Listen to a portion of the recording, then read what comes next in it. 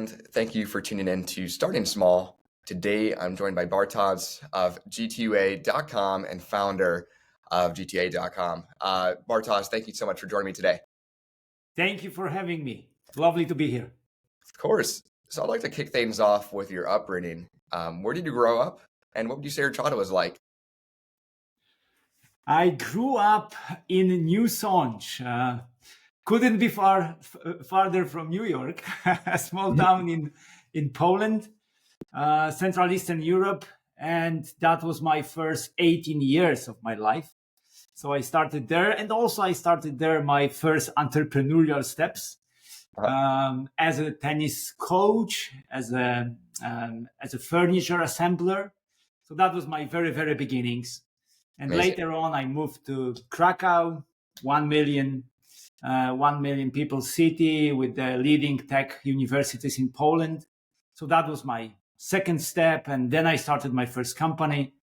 And then the other one. Then I lived for several years, eight years in outside Poland. So I live in Amsterdam, I live in Boston, in Berlin, in Spain. So very multicultural background eventually. So that's in just a couple of words. Yeah. So I'm curious, what was the family life like growing up? Who did you lean on towards maybe some of that entrepreneurship endeavor or inspiration? I'm curious where that came from. I can say I was blessed with my mom and my daddy. So my mom had very strict spirit. So when you do something, be sure that it's really done properly. And my father was entrepreneur, so I could observe his path, ups and downs, different ways, and building the company. And after that, failing, because that was also part of his journey. So very early, I could see many successes and how is it to be entrepreneur, how demanding this is. But also I could see how much freedom it can give you, how much possibilities and opportunities and decision-making power. So you really feel that you are a builder if you like to do it. Yep. So that was my beginning. And later on, during my first university, I started working in insurance company. And then I had a mentor. That was important part for me because I was 19 years old and my mentor was about 50. And he was very experienced entrepreneur, very successful one. Yeah. And we spent together a lot of time. So he shared with me so many insights about life and about business. Tomasz Witkowski. And that was also important inspiration for me. Amazing. I'm curious, what were those university years like for you? So what did you go to study? And then at that point, where was your mind and aspiration on getting into post-graduation? What interest did you have at that point? That was Tech University in Krakow, AGH, so-called. And at the beginning, in the Polish education system, at the beginning, you have 3 years of very wide horizon of things that you are learning. So I was learning from programming, mathematics, statistics, to management, and even to how the real machine works. And later on, you are choosing your specialization. And for me, that was human resources. I always felt like a human person. So management and human resources, human spirit, etc.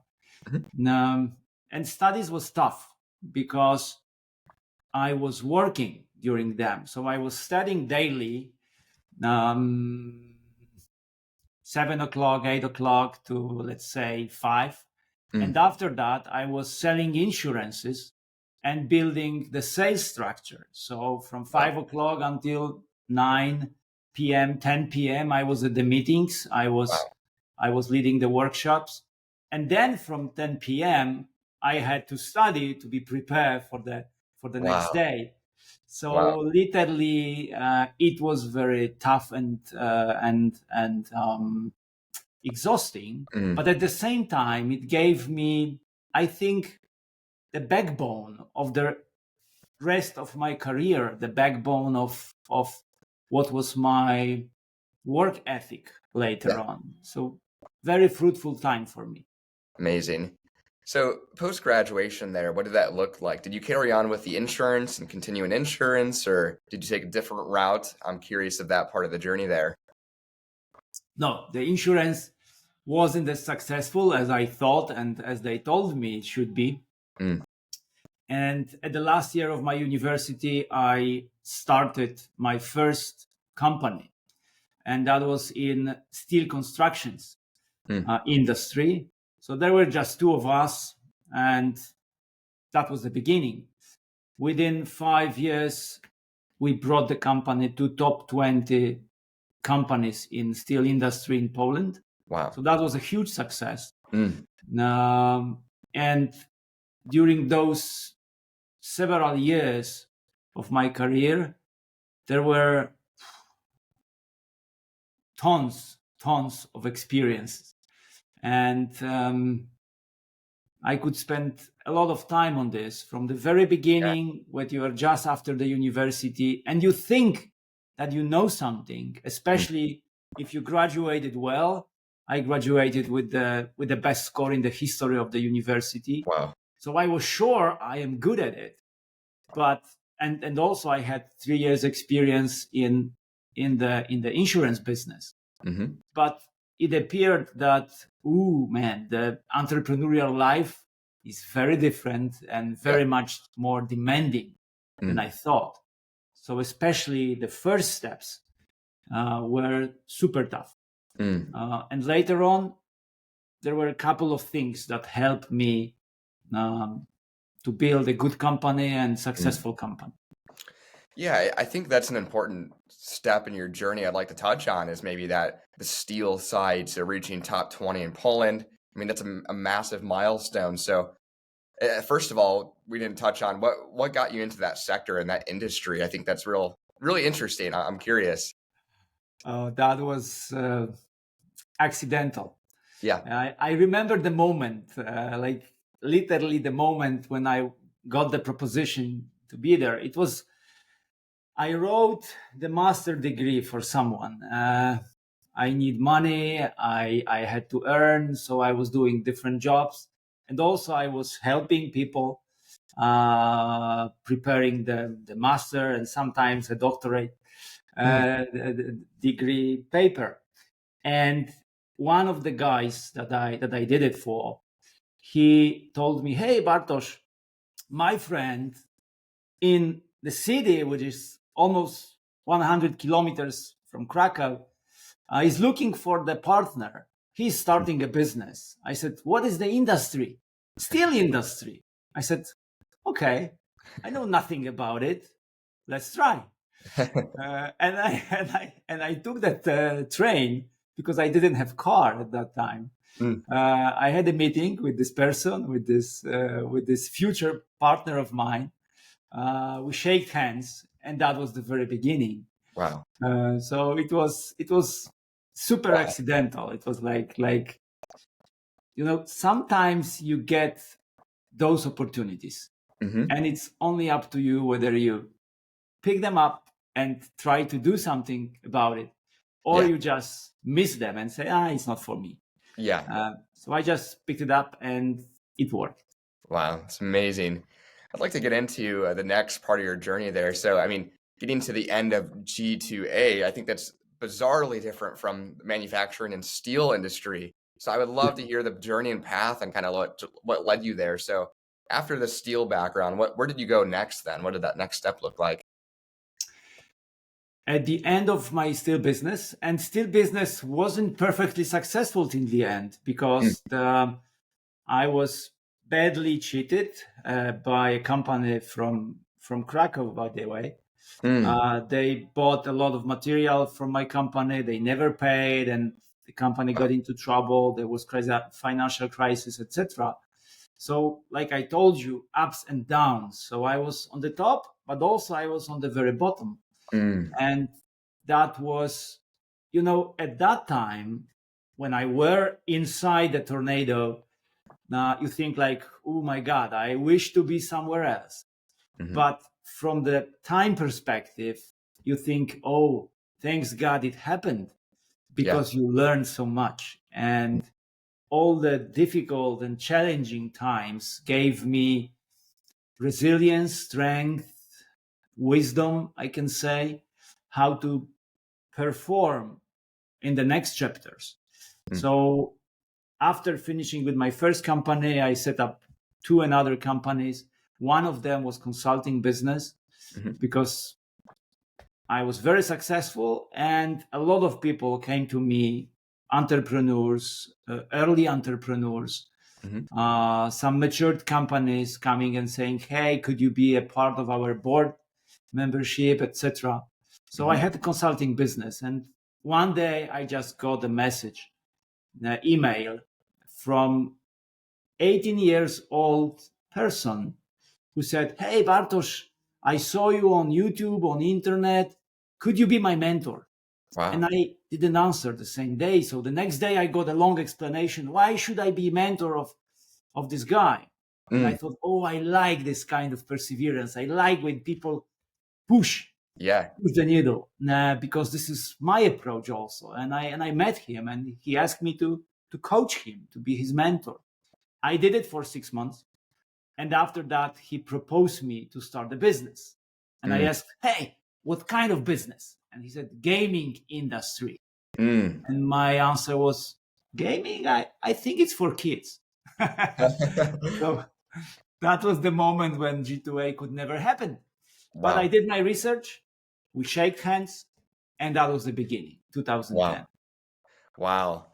So at what time period was this? I think that gives the listeners a good idea of especially the digital space that you guys jumped into. So the Yep. timing, and then also what did the landscape look like at that point?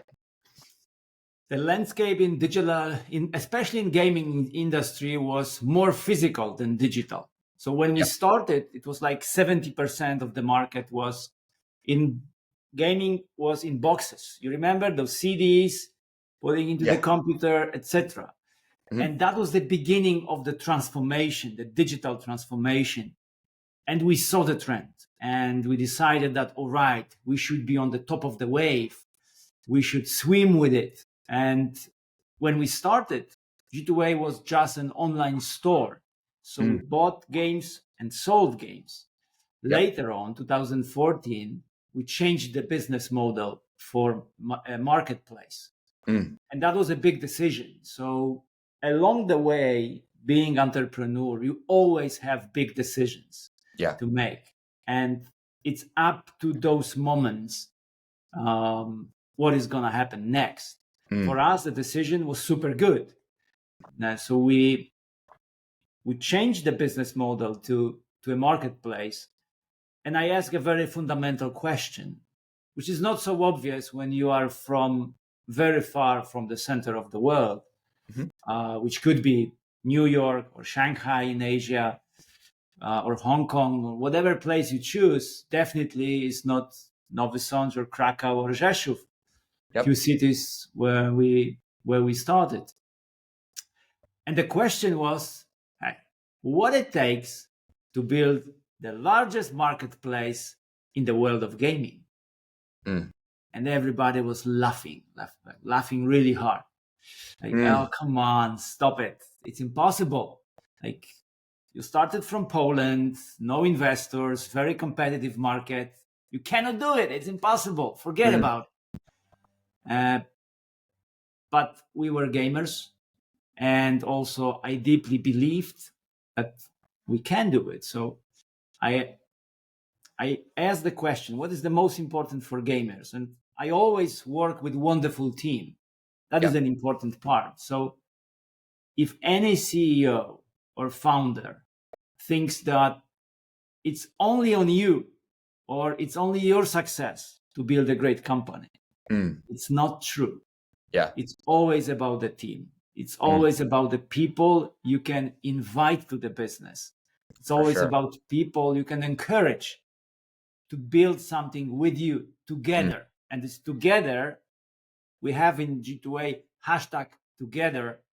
phrase, which is one of our values, because this is super important when you are an entrepreneur and building something. So going back to this question, we defined the 6 most important factors for the gamer. So that was prices, of course, but range of products, payments, user experience, security, and support. And I said, all right, so we just need to be on the top of those 6 verticals, and we will be on the top of the game. Yeah. And the rest is day in, day out, working hard. I love it. So at that point of the shift, getting into the marketplace, how did you guys acquire and retain those first customers? Because you probably held some from prior, and then going into the marketplace, I'm curious, because now you have a seller and a buyer. Is that correct? And I'm curious how the best marketing that you guys found that worked for acquiring customers at that shift. First thing, we were looking for the best prices. So we travel around the world looking for the suppliers, for the wholesalers, for the business sellers, for the publishers, for the developers, anybody that could sell games to us. And we negotiated really well. So not only myself, but my whole team was trained in negotiation. So we had like whole day workshops on how to negotiate better. That was my experience from the previous business, and almost 10 years of negotiating nonstop on everything, starting from insurances through steel industry, through other businesses, to consulting business. So you never know when your experience from the past can be applied to your current need. And one of those was the negotiation part. And we were looking for the best prices. When we found them, we were selling to the clients with very low margin, just to give them the very vigorous signal, hey, this is the platform that can be dedicated for you. And to give very low margin, you have to be very cost effective. So on the other side, we were very cost effective. So our beginnings were like 6 people, 1 room, 13 square meters. So it is like few steps there, few steps there. That's it. And the room was on the last floor or of 4 floor building without elevator, because that was the cheapest room in the city. So that is to being the cost effective. So and that is only one of the examples. I could give you like hundreds of these examples on the cost side. You really need to be, especially when you're doing bootstrap business, even if the business is very successful. My example, G2A, very successful company. 15 years on the market, the largest marketplace in the world right now, in the world of gaming and digital goods. And for 11 years, I drove the same car because I didn't want to change it, because that was like losing the money unnecessarily. And we always looked at the 2 sides of every penny, every cent we had to spend. And that is giving you an advantage when you think about prices, because then you can live on the very low margin, and then you can give the good prices for the customer. And eventually customer is the most important part of your business. And customer is saying, hey, I like this platform. I can go back there. So that was only one of many, many strategies. I can give you a few more if you like. No, I mean, that answers the question right there. That's great. Regarding the evolution there, so you mentioned it was really the perfect timing, the shift that digital was starting to pick up. I'm curious, how did G2A really dive onto the nature of that wave that was coming on? Did you guys see a massive increase organically because of the shift from physical discs and on? I'm curious. No, not a massive shift. It was step by step. It was year after year. It was 10%, 10%, 10%, 10% changing on the market. At the same time, we were putting a lot of effort in our platform and a lot of effort in those 6 verticals that I mentioned before. So on constant basis, on daily basis, we were improving everything we could. Even now, when you look at our roadmap, you can see over 100 features that we are working on to make the platform better tomorrow than it is today. And this work ethic was with us for the last 15 years. One of the strategies that helped us was working with the influencers and content creators. So G2A was the first company in gaming industry who started working with them globally on the large scale. What I mean by that, until today, we work with over 1,000 influencers, content creators, YouTubers, streamers, Twitchers, etc., including the largest, like the PewDiePie. Wow. And that, of course, helped us building the business. At the same time, it helped, I think, the whole industry to work with content creators, the customers, the reference points, and so many things about it. We even created a very special program for them, like affiliate program, which the next chapter of it we already implemented for influencers, very beneficial for them. So they earn money with us. Whenever we earn money, the influencers working with us, they also earn money. And so on. So I could talk about it like hours, probably. Yeah, I would like to dive in more to that because I think affiliate is such a powerful tool, and I think the way that you guys leverage it, I've seen G2A from influencers before, and I think it's a great tool that you guys leverage. If we could dive into influencer more, I would love to, on how those partnerships look like, building the relationship and kind of that transaction between the influencer and G2A. Few insights on it. First, you have to believe in influencers. It cannot be like, oh, okay, let's take this guy, let's pay him a few dollars and he's gonna do a job for you.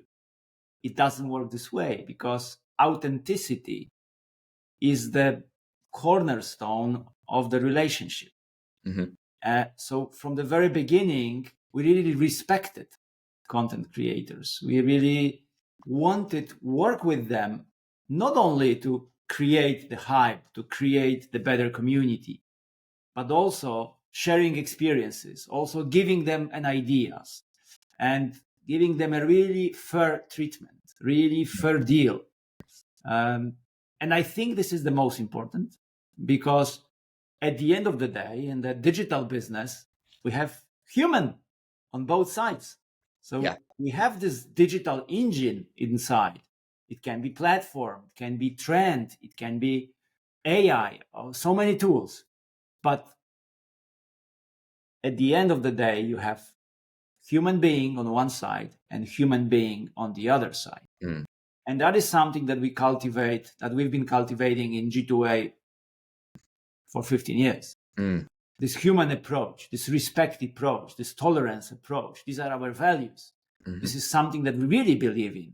And when G2A was, during our history, over 50, like 48, 49 nations, people from almost or over 50 countries, around 50, let's say, were our employees. So to create this kind of culture when people from different parts of the world, it can be United States, but also Indonesia, Portugal, but so many different Asian countries, like Korea, like Japan, etc.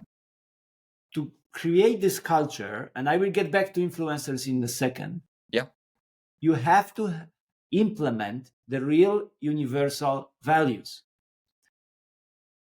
If you believe that the company is only about money, it's never going to work. Maybe for a short time.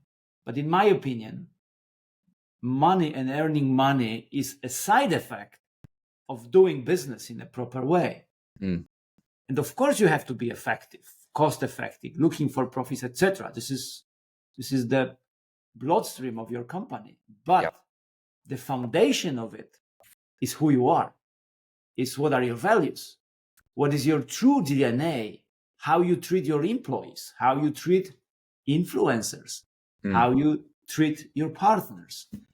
And what I said before, that is the most important when working with influencers and content creators. Very well said. Authenticity, mutual respect, and really wanting to help them because they have their challenges as well. They have their communities and they want to provide the best content.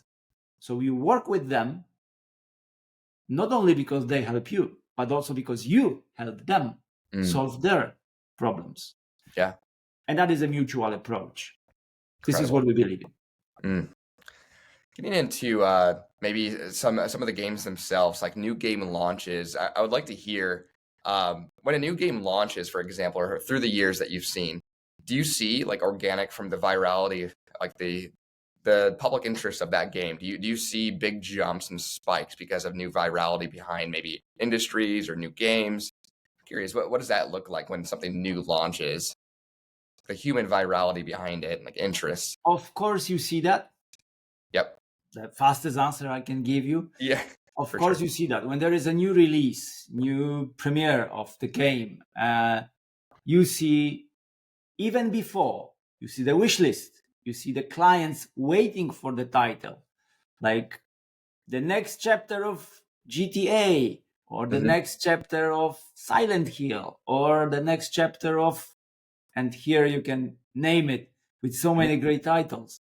Yeah. And of course we see that. So two things. One, you know exactly what are all the titles that will be released this year.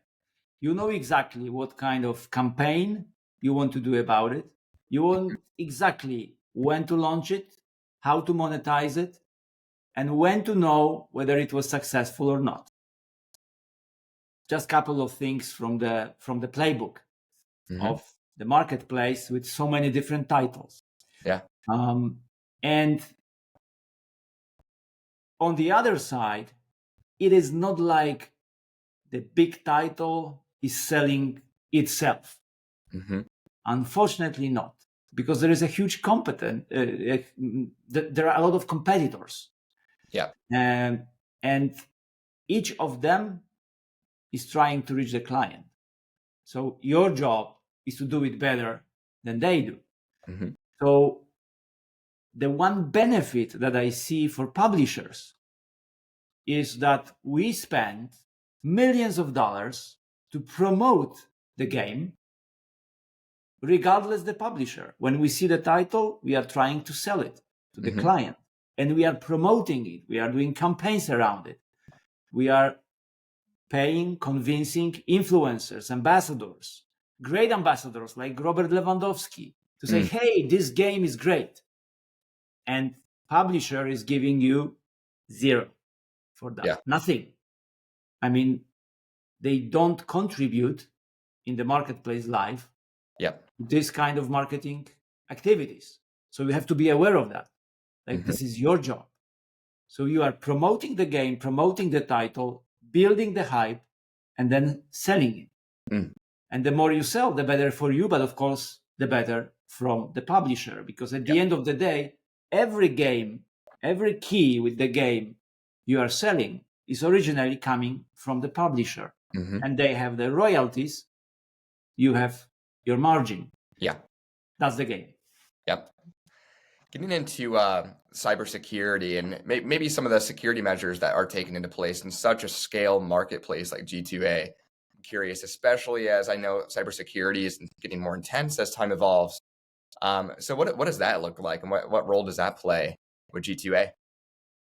Cybersecurity is one of the most fundamental part of our business because it's about trust. So we've been super intense on cybersecurity, I think for over 10 years. I cannot say from the day one, because in day one, you have so many different things to do, so small budgets, it's hard to afford to have the best tools in place.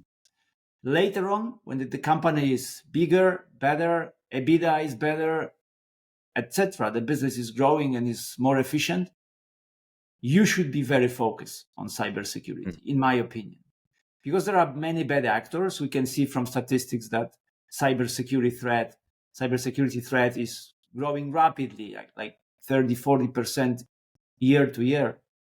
And actually, that's the war between bad actors and good companies. Bad actors are trying to cheat. Good companies are trying to save the client and the company from them. And we spend millions of dollars to have the best tool in place. It worked super well because we received several awards, including the very prestigious ones like CNP from the United States, to being the most secure platform along us. To give an example, that's a good thing. If you are an entrepreneur and you are just starting your journey, then you should imagine that within 10 years or maybe 15 years, you will get an award and you cannot pay for that. Well, I'm saying only about the awards that you cannot buy. Yeah. And you will get an award which before you was given to Microsoft, to Barclays Bank, to Elavon, First Data, like really top companies in the world. And the next year, it's your company. And then you realize like, oh, we are really good at it. And that gave you a lot of proud of the work of your team, yourself, your partners, because you have so many cybersecurity partners around whenever you use the tools that they give you. Yeah. So for us, this is big journey, big focus, day after day improvement. And I think never-ending story. Yeah. So I don't think next year we will be less focused or spending less money on cybersecurity. Rather, we will be spending even more than now. For sure. Getting into maybe looking back at your data, what would you say is the primary customer of G2A? I know it probably varies because of interest, but I'm curious, do you find a primary customer, maybe region, age range? I'm curious. Region, around 30% of our clients is from the United States. Around 50 from Europe. All the countries, including the biggest ones, of course, like UK, France, Germany, Spain, but also the smaller ones like Netherlands, like Poland. And geographically, we also have clients from Middle East, from Asia, from Australia, literally over 180 countries. So that's amazing. Every country in the world, but the countries we don't want to have the clients from, because there are also the list of banned countries, which we don't trade with. So that's the first thing. Customer is more male than female, but a beautiful statistic is that 49% of gamers is female, and only 51 is male. Interesting. So we also see the statistics, and we are huge ambassador of women power, so to say. In our company, around 40% of employees are women, and especially on the manager level, we really believe in women decision-making power, the very reasonable decisions, and very good approach. So that's the second thing. The third one, the average gamer in the world is around 32, 34 years. And it is very similar at G2A. When it comes to device, PC is the first platform that we serve, but we also have all the others. So consoles, and gifts, gift cards, so many other offerings that you can use on mobile. So actually, all the platforms with the special attention to PC. Yeah.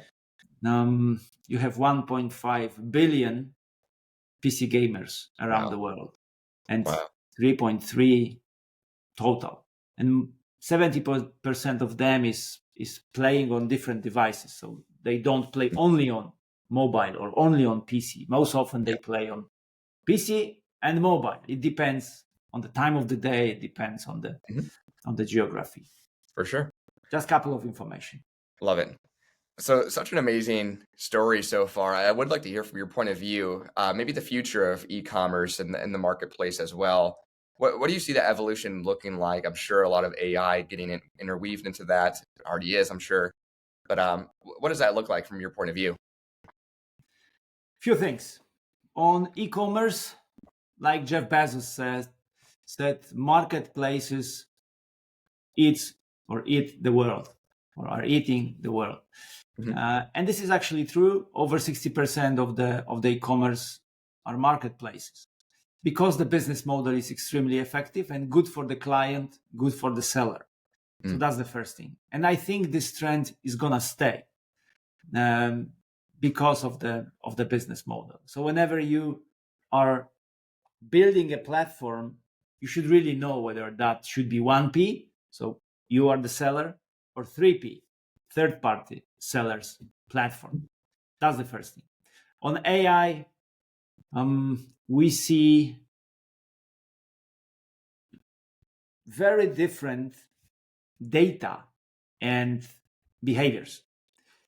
On one side, when you look at generative AI, Gen AI, and you see the last report of Deloitte, the report says only 10% of the companies worldwide use it efficiently, can use it, or really adapt to Gen AI inside the business. But on the other side of the coin, when you look at the reports from gaming industry, you can see that the gaming industry is on the forefront of using AI, not only Gen AI, but AI to actually so many developments. It is said that 50% of the development of the gaming will be contributed by AI tools and by processes with artificial intelligence. So that is another thing. Wow. And of course, you have tons of reports. Most of them is saying, yes, every CEO is believing in AI. Most of them don't know yet how to use it properly, but most of them try to do it on every front they can. So I think within the next 2 years, we will see a massive adoption in the companies, because that's what we've been seeing over last year, that more and more companies is going towards artificial intelligence. Of course, we have no idea what is going to happen in 5 years when it comes to AI, because it's still foggy how strong and powerful will be LLMs and all the tools that we're going to have.